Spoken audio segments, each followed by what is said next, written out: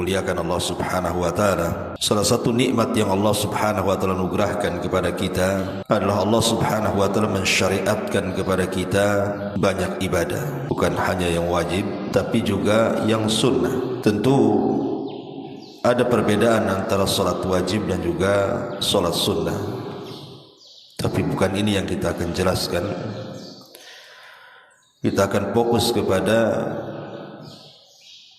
salat sunnah yang memiliki keistimewaan yang luar biasa, qabliyah dan juga ba'diyah, atau dikenal dengan sunanu ar-ratibati, sunnah-sunnah rawatib. Yang pertama, keutamaan secara umum dulu, bahwa salat sunnah rawatib dan juga salat sunnah secara umum fungsinya adalah jabrus salatil faridati, dalam rangka menembel salat-salat wajib yang kita lakukan boleh jadi ada kekurangan di dalamnya. Dan itu disyaratkan dalam sebuah hadis. Nabi SAW mengatakan, awwalu ma yuhasabun nas bihi yaumal qiyamah min a'malihim as-salat. Yang pertama kali dihisab bagi manusia pada hari kiamat adalah salatnya. Maksudnya yang berhubungan dengan Allah. Kalau yang berhubungan dengan manusia, persoalan darah.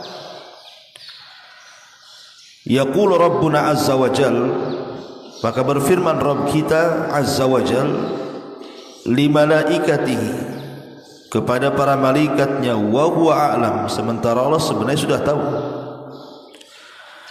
Unzuru fi salati abdi atammaha am naqasaha, lihat kepada salat hambaku, apakah dia menyempurnakannya ataukah menguranginya. Fa in kanat tammatan kutibat lahu tammatan, kalau memang salatnya sempurna, catat dia secara sempurna. Wa in kana intaqasa minha syai'an, kalau memang dia ada kurang-kurangnya dalam salat wajib itu, entah kurang khusyuk, entah kurang tumaknina, maka Allah katakan, ungduru hal li abdi min tatawu'in, lihat kepada hambaku ada enggak salat sunnah yang ia kerjakan. Fa in kana lahu tatawwu', kalau memang dia punya salat sunnah, qala atimmu li abdi faridatahu, sempurnakan kepada hambaku pahala salat wajibnya. Thumma tu'khadul a'mal ala dzak, kemudian ambillah pahala dari amal-amal tersebut dan jadikan sebagai penembelnya. Dari sini kita tahu bahwa di antara fungsi salat sunnah, terutama rawatib, itu bisa menembel kewajiban salat-salat yang wajib yang kita kurang melakukannya. Yang namanya salat itu mesti ada kurangnya, tidak mungkin tidak ada kurangnya. Kadang kita menghayal, kadang kita mungkin lagi lelah, letih, sehingga mungkin gerakan-gerakannya kurang tumakninah dan begitu seterusnya. Karena ada waktu-waktu manusia semangat, solatnya mantap. Tapi ada juga waktu-waktu malas sehingga solatnya terkesan asal-asalan. Maka solat sunnah itu sebagai penembel kekurangan solat wajib. Ini satu. Yang kedua, salat sunnah itu juga fungsinya adalah raf'u darajatin fil jannah, bisa mengangkat derajat kita di surga. Di zaman Nabi SAW ada seorang sahabat namanya Thauban.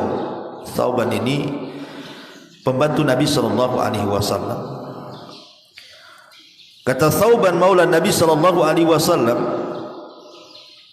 dia menceritakan sabda Nabi SAW, alaika bi kathratis sujud, fa innaka la tasjudu lillahi sajdatan illa rafa'aka Allahu biha darajah wa khutta anka biha khati'ah.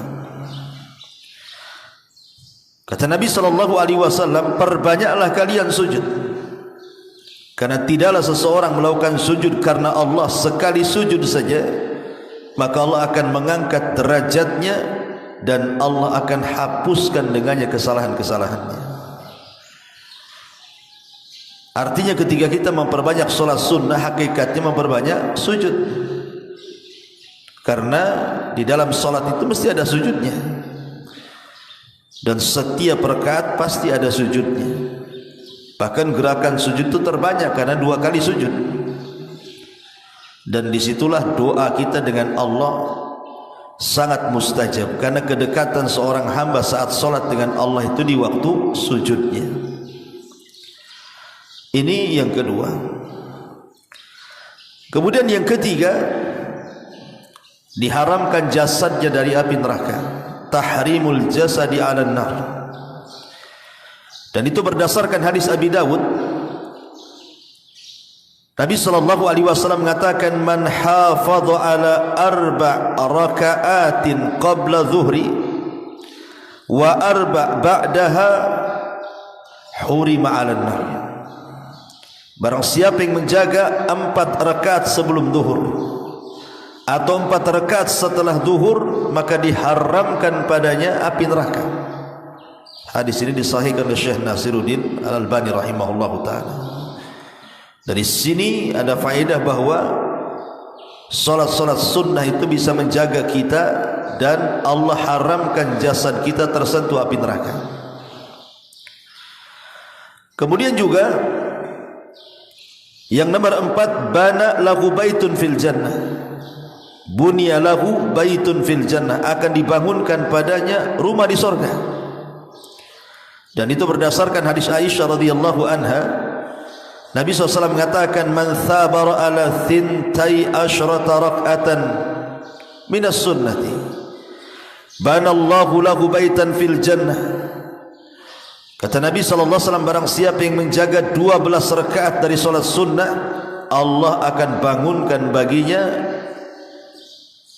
satu istana di surga. Luar biasa gitu ya.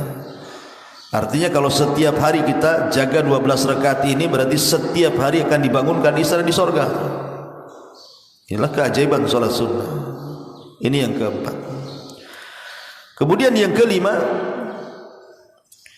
bahwa solat sunnah itu sabil li hubbillahi azza wa jalla. Salah satu jalan menanamkan kecintaan Allah kepada kita. Kalau kita mencintai Allah, belum tentu Allah cinta dengan kita. Tapi kalau Allah yang mencintai kita, sudah barang tentu. Dalam sebuah hadis dari Abi Hurairah radhiyallahu anhu, Nabi sallallahu alaihi wasallam bersabda, Allah berfirman, man 'ada li waliyan faqad adzantuhu bil harbi. Siapa yang memusuhi wali-waliku, kata Rasul, kata Allah, barang siapa yang memusuhi wali-waliku, kata Allah, maka dia telah mengiklankan perang denganku. Wa ma taqarraba ilayya 'abdi bi syai'in ahab ilayya mimma aftaradtuhu alaihi. Tidak ada hal yang bisa mendekatkan kepadaku yang lebih aku sukai dibandingkan seorang hamba melaksanakan kewajibannya. Wa ma yazalu 'abdi, di sini syahidnya, wa ma yazalu 'abdi yataqarrabu ilayya bin nawafil hatta uhibbahu. Ketika seorang hamba memperbanyak solat-solat sunnah di luar solat wajib, maka Allah akan semakin cinta dengan hamba itu. Fa idza ahbabtuhu, kalau aku sudah cinta dengan hamba itu, kata Allah, kuntu sam'ahu alladhi yasma'u bi, wa basarahu alladhi yubsiru bi, wa yadahu allati yabtishu biha, wa rijlahu allati yamshi biha, wa la in sa'alani la u'tiyanna, wa la in ista'adhani la u'idhanna. Kata Nabi sallallahu alaihi wasallam, maka Allah akan menjadi pendengaran yang ia mendengar dengannya, Allah akan menjadi penglihatannya yang ia melihat dengannya, Allah akan jadi tangannya yang ia bergerak dengannya, dan Allah akan menjadi kaki yang ia melangkah dengannya. Dan apabila hambaku bertanya, pasti ku kasih, dan apabila hambaku meminta perlindungan kepadaku, pasti kulindungi. Lihat bagaimana yang kelima ini, bahwa perbanyak solat sunnah terutama rawatib bisa menjadikan kecintaan Allah tertanam kepada kita. Dan apabila Allah cinta dengan kita, dahsyat ikhwan. Karena dalam sebuah hadis Allah Subhanahu wa taala kalau cinta dengan seorang hamba, yang pertama kali diberitahu siapa? Jibril. Nadahu Jibril. Kemudian Allah mengatakan, ya Jibril, inni uhibbu fulanan fa ahibba. Jibril, aku suka dengan si fulan, kau harus cinta juga. Maka Jibril mengatakan kepada seluruh malaikat di langit dan di bumi, ya malaikat Allah, innallaha ahabba fulanan fa ahibbuhu. Wahai malaikat-malaikat Allah, dimanapun kau berada, Allah suka dengan si fulan, kalian harus suka juga. Bayangkan Allah memaksa Jibril untuk suka kepada orang yang ia cintai. Jibril memaksa seluruh malaikat untuk ikut cinta lagi. Berarti kalau orang sudah dicintai Allah itu, malaikat dimanapun mereka berada dipastikan cinta dengan orang yang dicintai Allah. Dan kalau itu yang terjadi, Allah tanamkan kecintaan kepada seluruh makhluk bumi kepada orang ini. Ini yang kelima. Yang keenam, khairun minad dunya wa ma fiha. Bahwa salat sunnah itu lebih baik dibandingkan dunia dan isinya.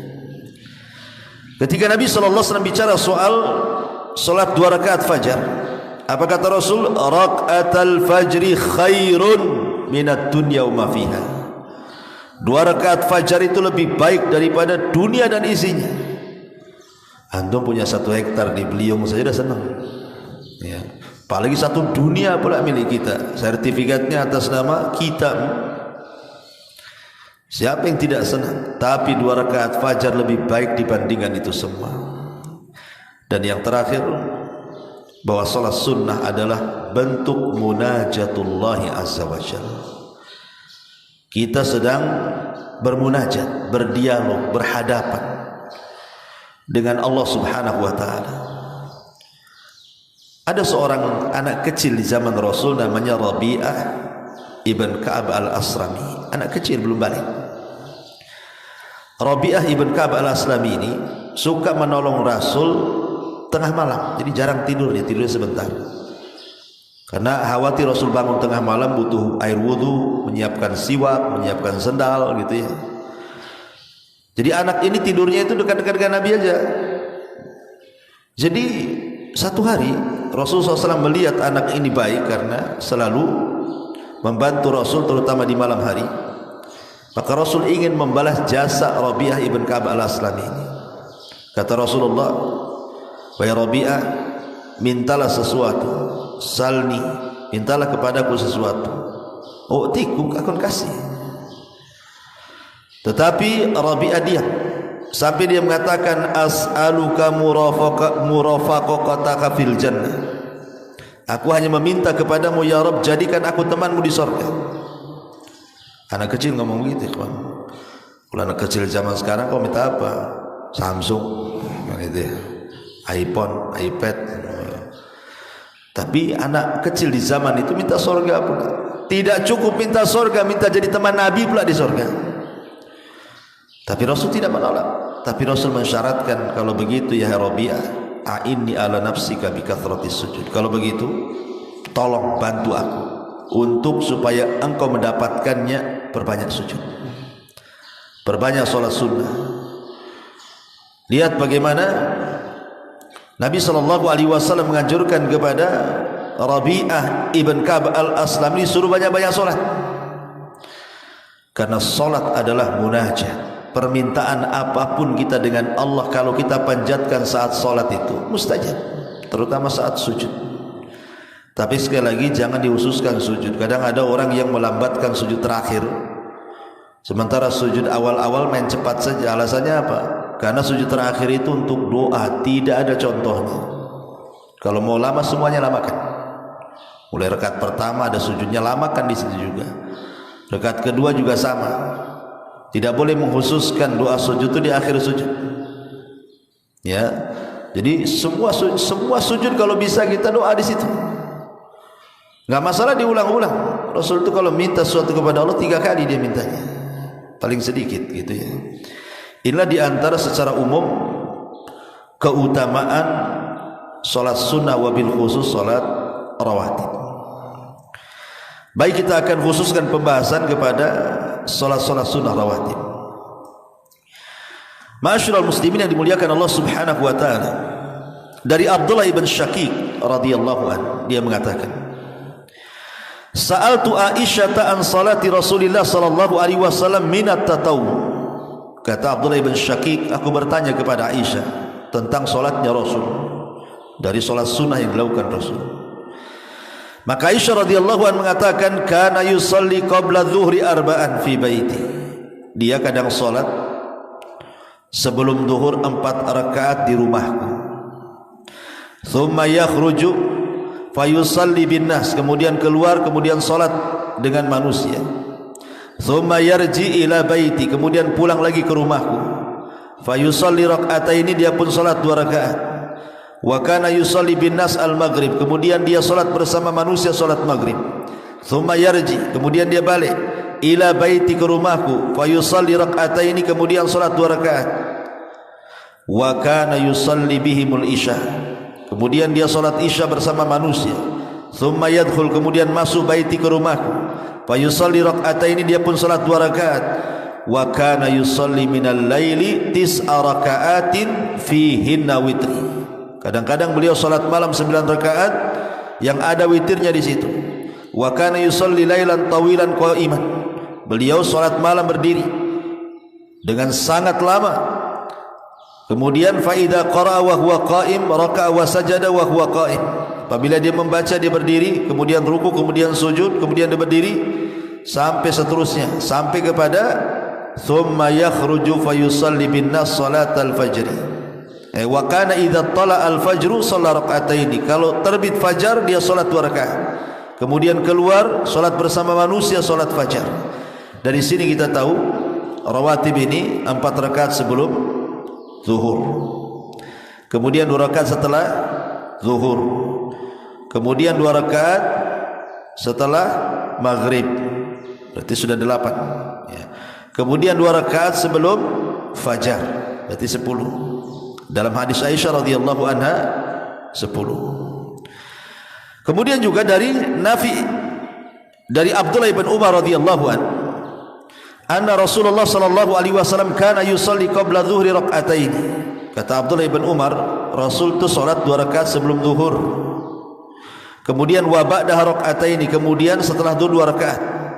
Wa ba'dal maghrib rak'ataini, kemudian setelah maghrib 2 rakaat fi baiti, di rumahnya. Wa ba'da salatil isya rak'ataini, dan setelah isya juga 2 rakaat. Wa kana la yusalli ba'dal jum'ati hatta yansarifa fa yusalli rak'ataini. Kemudian dia pun salat setelah, tidak melakukan salat setelah Jumat sampai berpaling, kemudian dia salat 2 rakaat. Hafal hadis Aisyah 12 ya, bukan 10. Saya ulangi hadis Aisyah pertama, 4 rakaat sebelum zuhur, 2 rakaat setelah zuhur, 2 rakaat setelah maghrib, 2 rakaat setelah isya, 2 rakaat setelah sebelum subuh. Itu 12 rakaat dalam hadis Aisyah ya.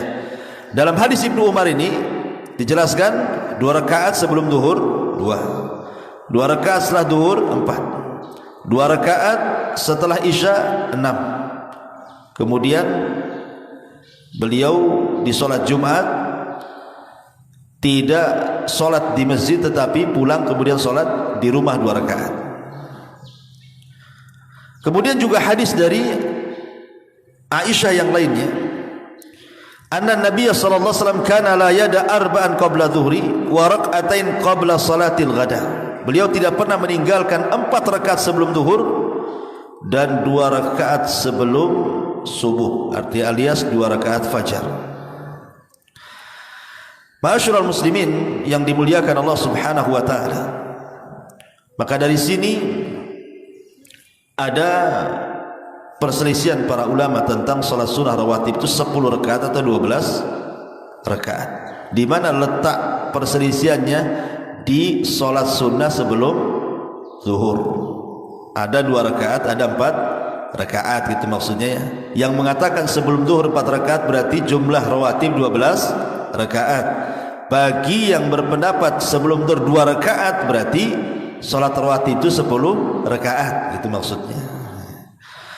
Ma'asyiral muslimin yang dimuliakan Allah Subhanahu wa taala. Tapi kalau kita lihat di sini, Nabi sallallahu alaihi wasallam kebanyakan melaksanakan sholat sunnah itu bukan di masjid, tetapi di rumahnya. Kenapa?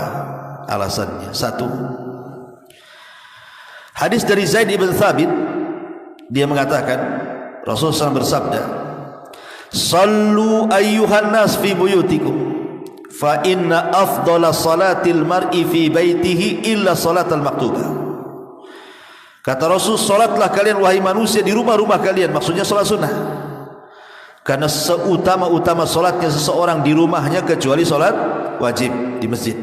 Dari sini menunjukkan bahwa hadis Zaid bin Thabit menunjukkan Rasul suka salat sunnah di rumah. Kemudian hadis Aisyah yang tadi kita baca juga, Rasul kalau salat wajib berjamaah, kalau salat sunnah pulang. Menunjukkan bahwa rumah itu lebih afdal dilakukan salat sunnah dibandingkan di masjid. Alasan yang kedua, likaunihi akhfa wa ab'ad minar riya wa aswan minal muhbitah, karena di rumah itu lebih ikhlas, lebih tersembunyi, lebih jauh daripada riya, sehingga menjauhkan seseorang dari hal-hal yang bisa membatalkan amalan. Kemudian yang ketiga, liyatabarrak al-baitu bidzalik, supaya rumahnya diberkahi, wa tanzilu fihi rahmatu wal malaikatu, supaya rahmat turun dan para malaikat juga turun, wa yanfiru minhu syaitan, dan supaya wa yanfiru minhu asyaitan, supaya setan lari dari rumah kita. Jadi sini liyatabarrak al-bait bidzalik, supaya rumah menjadi berkah, wa yanzila fihi rahmat wal malaikah, supaya rahmat dan malaikat turun, wa yanfira minhu syaitan, supaya setan lari. Itulah fungsinya kenapa salat sunnah itu di rumah. Karena Rasul mengatakan la taj'alu buyutakum al-maqabir, janganlah kalian jadikan kubur kalian seperti kuburan, rumah kalian seperti kuburan. Karena kuburan sepi, maka jangan kalian jadikan rumah kalian seperti sepinya kuburan. Lakukan ibadah-ibadah tadi. Dari sini menunjukkan inilah kemudian keutamaan sholat sunnah di rumah. Tetapi bukan berarti kalau sholat sunnah di masjid tidak boleh, tidak ada masalah. Karena terkadang orang itu kalau pulang ke rumah malas. Kalau itu yang menjadi pendorongnya, ya sebaiknya sholat sunnah di masjid lah. Karena kalau sudah pulang ke rumah itu kan sibuk dengan anak, sibuk dengan istri, sibuk dengan tamu, sibuk dengan macam-macam kan itu. Ma'asyiral muslimin yang dimuliakan Allah Azza wa Jalla. Adapun sholat-sholat sunnah yang lainnya ya banyak, seperti sholat sunnah duha, sholat sunnah witir, kemudian sholat sunnah selepas wudu, gitu ya. Kemudian sholat nawafil seperti 2 rakaat sebelum maghrib, itu kan sholat sunnah nafilah namanya, bukan rawatib, bukan qabliyah. Karena Rasulullah mengatakan apa? Liman sya'ah, bagi yang mau. Jadi khusus sholat sunnah sebelum maghrib, Rasul mengatakan di ujung hadis itu liman sya'ah, bagi yang mau melakukannya silahkan. Artinya kalaupun tidak melakukannya tidak ada masalah. Tetapi kalau kita melihat seagung-agungnya sholat sunnah malam hari adalah witir, tetapi seagung-agungnya sholat sunnah di siang hari duha. Jadi ada keagungan tersendiri gitu ya. Kalau duha sholat sunnah terbaik di siang hari, kalau witir sholat sunnah terbaik di malam hari. Dan witir boleh dilakukan setelah isya langsung ya. Tapi kalau seandainya dia mau menunggu sampai sepertiga malam lebih afdal kalau bisa bangun. Kalau tidak bisa bangun maka sebaiknya lakukan sebelum tidur gitu ya, setelah isya. Karena tidak semua kita bisa bangun di sepertiga malam. Ma'asyiral muslimin yang dimuliakan Allah Azza wa Jalla. Intinya bahwa salat sunnah ini punya keistimewaan khusus. Bahkan di sorga sendiri salat sunnah ini, terutama qiyamul lail, Allah Subhanahu wa taala akan sediakan satu kamar di atas istana. Jadi istana itu tinggi, nanti paling atasnya istana itu ada kamar kaca. Yang kata Nabi sallallahu alaihi wasallam, yura zahiruha batinuha wa batinuha zahiruha. Jadi orang luar nampak ke dalam, dari dalam pula nampak keluar. Mungkin saya bahasakan rumah kaca kan, nampak gitu. Kemudian para sahabat bertanya, Rasul itu kamar dari kaca yang indah itu apa untuk para nabi? Kata Rasul bukan, siapapun bisa, asal kata Rasul lakukan beberapa perkara. Pertama, liman atabal kalam, kalau dia tutur katanya baik. wa at'amat ta'am, dan suka memberi makan fakir miskin, wa bata qa'iman wan nasu niyam, dan dia melaksanakan salat sunnah di malam hari sementara manusia sedang tertidur. Itulah dapat rumah kaca di atas istana. Dan manusia itu tabiatnya pengen tinggi, makanya banyak rumah di tingkat itu supaya lihat view-nya kan itu. Ya kalau di perumahan view-nya genteng orang lah kan itu. Kalau di gunung ya bagus ya view-nya ya, pemandangan. Kalau di sini di tingkat genteng-genteng orang, seng semua itu pemandangannya ya. Tapi intinya memang tabiat manusia ingin tinggi. Dan Rasul juga mengatakan, alaikum biqiyamil laili fa innahu da'bus salihin qablakum qurbatan ila rabbikum mukaffiratan lis-sayyiati wa munhat anil itsmi. Salat malamlah kalian, karena itu termasuk kebiasaan orang saleh sebelum kalian, bisa mendekatkan kepada Rabb kalian, menghapuskan kesalahan kalian, dan bisa menggugurkan semua dosa-dosa kalian. Inilah di antara keajaiban dan keistimewaan salat rawatib, qabliyah dan juga ba'diyah. Ma'asyiral muslimin wal muslimat rahimani wa rahimakumullah. Ada sebuah hadis dari Ummu Habibah, istri Nabi sallallahu alaihi wasallam. Dia mendengar Rasul bersabda, "Ma min 'abdin muslim yusalli lillahi kulla yawmin thintai asyrata rak'atan tatawwu'an ghaira fariḍah." Tidaklah seorang hamba muslim salat karena Allah dalam satu hari itu 12 rakaat. Salat sunnah bukan wajib. Illa banallahu lahu baitan fil jannah, kecuali Allah akan bangunkan rumah di sorga.